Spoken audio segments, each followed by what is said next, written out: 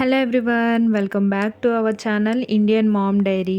ఇవాల్టి వీడియో వచ్చేసి చాలా సింపుల్గా చికెన్ కర్రీ ఎలా చేసుకోవాలో చూసేద్దాం. బిగినర్స్ కూడా ఈజీగా కుక్ చేసుకోవచ్చు, అలానే సింపుల్ అండ్ టేస్టీగా కుదురుతుంది కర్రీ కూడా. సో స్కిప్ చేయకుండా లాస్ట్ వరకు వీడియోని చూసేయండి. అలానే ప్రెగ్నెన్సీ టైంలో నేను ఫేస్ చేసిన ఒక ఇన్సిడెంట్ కూడా మీతో షేర్ చేసుకుంటాను. అసలు ఫస్ట్ నాన్ వెజ్ కర్రీస్కి కావాల్సిన మెయిన్ ఇంగ్రీడియంట్ ఏంటంటే అల్లం వెల్లుల్లి. ఆ రెండు ఈక్వల్ క్వాంటిటీస్లో తీసుకోవాలి. అలానే చికెన్ని సాల్ట్ యాడ్ చేసుకొని నీట్గా వాష్ చేసుకోవాలి. సాల్ట్ యాడ్ చేయడం వల్ల ఏంటంటే నీసు వాసన అనేది పోయిద్ది. అలా వాటర్తో 2-3 టైమ్స్ వాష్ చేసుకున్న తర్వాత క్లీన్ అయిపోయిద్ది.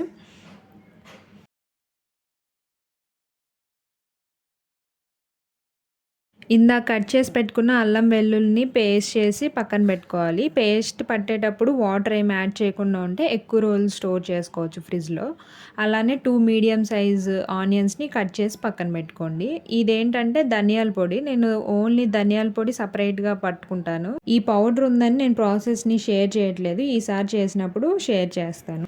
ఫస్ట్ స్టవ్ ఆన్ చేసుకొని దాని మీద కర్రీ చేసుకునే కళాయి పెట్టుకొని దాంట్లో కొంచెం ఆయిల్ యాడ్ చేసుకోండి. ఆయిల్ హీట్ అయిన తర్వాత కట్ చేసి పెట్టుకున్న ఆనియన్స్ని దాంట్లో వేసి గోల్డెన్ బ్రౌన్ కలర్ వచ్చేంత వరకు ఫ్రై చేసి. ఒక ఇన్సిడెంట్ అని చెప్పాను కదా, నాకు ప్రెగ్నెన్సీ టైంలో అసలు చికెన్ స్మెల్ అంటేనే పడేది కాదు. అంటే ఫస్ట్ ప్రెగ్నెన్సీకి సెకండ్ టైంకి చాలా డిఫరెన్స్. ఫస్ట్ టైం ప్రెగ్నెన్సీ అప్పుడు ఆ స్మెల్ పడదు, ఇది పడదు అని అట్లా ఏముండేది కాదు, కానీ వామిటింగ్స్ అయ్యాయి. 4 months వరకు వామిటింగ్స్ బాగుండేవి. సెకండ్ టైం మా బాబు అప్పటికి వామిటింగ్స్ లేవు, కానీ ఆ స్మెల్కే వామిటింగ్ సెన్సేషన్ వచ్చేది. ఆ చికెన్ కంప్లీట్గా 9 months తినకుండా ఉన్నా. అంటూ ఉంటారు కదా, every pregnancy journey is different అని. నేను కూడా అంతే ఫీల్ అయ్యా. మేబీ జెండర్ డిఫర్ వల్ల అలా ఉందేమో. అంటే ఫస్ట్ టైము నాకు పాప, ఇప్పుడు బాబు. ఒకవేళ దానివల్ల ఏమన్నా డిఫరెన్స్ ఉందేమో అనుకుంటున్నా. మీరు కూడా ఇలా ఫేస్ చేసి ఉంటే కామెంట్ చేయండి. సరే, అది అలా అయిపోయింది. ప్రెగ్నెన్సీ అప్పుడు ఆ చికెన్ ఫ్లేవర్ కానీ ఆ స్మెల్ కానీ పడేది కాదు. మళ్ళీ ఇప్పుడు బ్రెస్ట్ ఫీడింగ్ టైంలో ఏంటంటే ఆ చికెన్ తిన్న రోజు అసలు మిల్క్ చాలా ఎక్కువగా ఉంటున్నాయి. అదేంటో నాకు అసలు కామెడీగా అనిపించింది. మీలో ఎవరైనా ఇలాంటిది ఫేస్ చేశారా? చికెనే కాకుండా నాకు ఇంకొక ఐటెం తీసుకున్న బ్రెస్ట్ మిల్క్ ఎక్కువగానే ఉంటుంది. అది కూడా అసలు కామెడీ థింగే. ఈ ముందు ముందు వీడియోస్లో షేర్ చేసుకుంటాను. అది ఫస్ట్ ప్రెగ్నెన్సీతో కంపేర్ చేస్తే సెకండ్ టైమే బాగా అన్ఈజీగా అనిపించేది. సరే, అప్పుడు ఫస్ట్ టైం అప్పుడు వామిటింగ్స్ ఉన్నా అది వామిట్ అయిపోయిన తర్వాత ఫ్రీగానే అనిపించేది, యాక్టివ్గానే ఉండేదాన్ని. సెకండ్ టైంకి మాత్రం బాగా నీరసంగా అయిపోయినట్టు, లేకపోతే ఏ ఫుడ్ తినాలనిపించలేదు ఒక 5 months వరకు.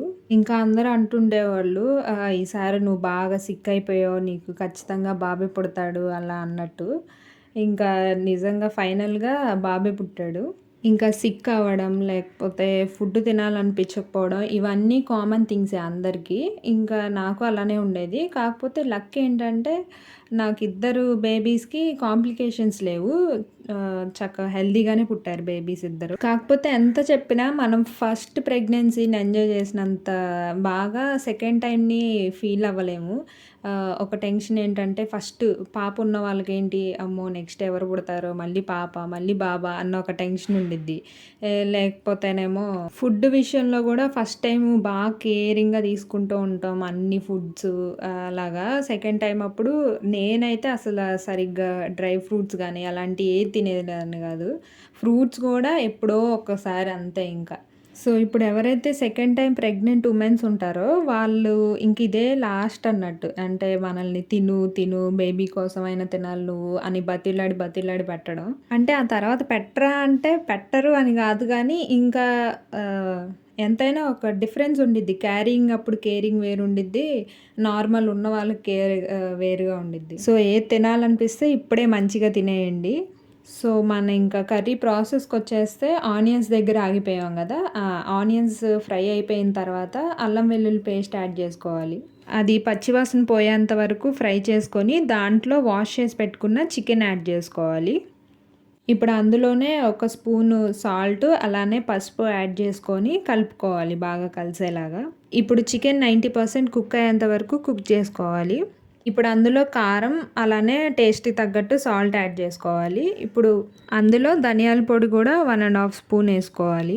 ఇప్పుడు అందులోకే ఒక పావు స్పూను చెక్క, లవంగాయలు అలానే యాలకులు కలిపి పౌడర్ చేసి పెట్టుకున్న ఆ పౌడర్‌ని గూడా యాడ్ జేసుకోవాలి. అది చాలా తక్కువ యాడ్ జేయాలి. లేకపోతే బాగా ఘాటు ఎక్కువగా ఉండిద్ది. ఇప్పుడు ప్రెజెంట్ నాకు ఆ పౌడర్స్ ఉన్నాయి కాబట్టి నేను ఆ ప్రాసెస్‌ని షేర్ చేయట్లేదు. ఈసారి ఎప్పుడైనా చేసేటప్పుడు నేను ప్రాసెస్ షేర్ చేస్తాను. ఇంకా అవన్నీ యాడ్ చేసుకున్నాక బాగా కలిసేలాగా కలుపుకోవాలి. ఇంకొంచెం సేపు ఆయిల్ పైకి తేలేంత వరకు కుక్ చేసుకొని లాస్ట్‌లో ఇంకా కొత్తిమీర యాడ్ చేసుకుంటే మన చికెన్ కర్రీ రెడీ. సో, నా ఇన్సిడెంట్‌ని షేర్ చేసుకున్నా గదా! మీరు మీ ప్రెగ్నెన్సీ టైమ్‌లో ఫేస్ చేసిన ఏమన్నా ఇన్సిడెంట్స్ ఉంటే కామెంట్ జేయండి. అలానే మొన్న నేను యాపిల్ వీడియో పెట్టిన దానికి వాటర్ తాగించొచ్చా లేదా అని అడిగినందుకు ఒకళ్ళిద్దరు మెసేజ్ చేశారు. సిక్స్త్ మంత్ తర్వాతే తాగించాలని. థాంక్స్ అండి వాళ్ళకి.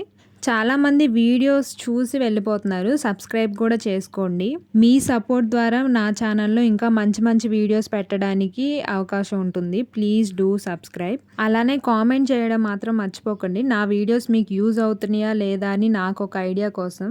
అన్నట్టు ఇవాళ గ్రహణం ఏదో ఉందంట గదా! సో, దాని గురించి తెలుసుకొని ప్రెగ్నెంట్ వుమెన్స్ ఎవరైతే ఉన్నారో వాళ్ళు కొంచెం జాగ్రత్తగా ఉండండి.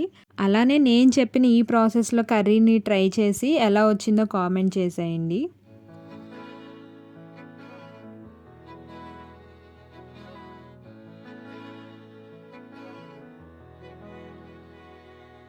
అలల కడలి తనదిలే ఆ వర్షమే